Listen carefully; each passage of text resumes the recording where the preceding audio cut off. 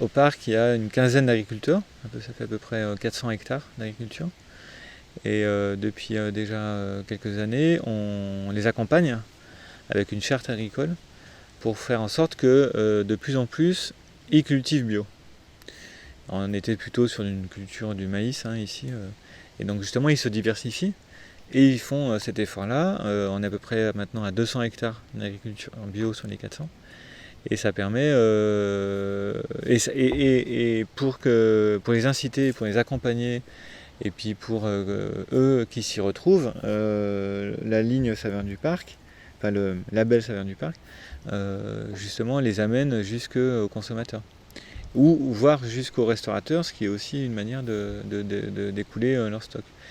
Donc ça c'est Saveurs du Parc, c'est à la fois une action très concrète, où on travaille donc sur cette ligne qui va de l'agriculture jusqu'au consommateur.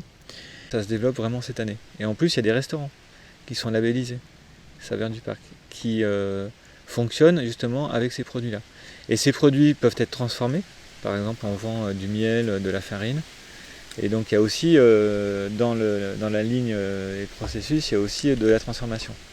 Et ça, c'est intéressant parce que ça montre que voilà, le label, il comprend l'ensemble du processus, quoi. L'action menée par Vanessa et par le parc, ça voit le jour à peu près à la même période. Et je pense que ça correspond aussi à un niveau de maturité du parc sur ces questions-là, puis une demande. Enfin, c'est que derrière, il y a aussi un public qui s'y intéresse. Là, en l'occurrence, aussi des partenaires avec l'État, enfin, voilà, tous ces. Et puis la branche agricole, voilà, ça fait quand même plusieurs partenaires qui poussent pour que cette action trouve son public.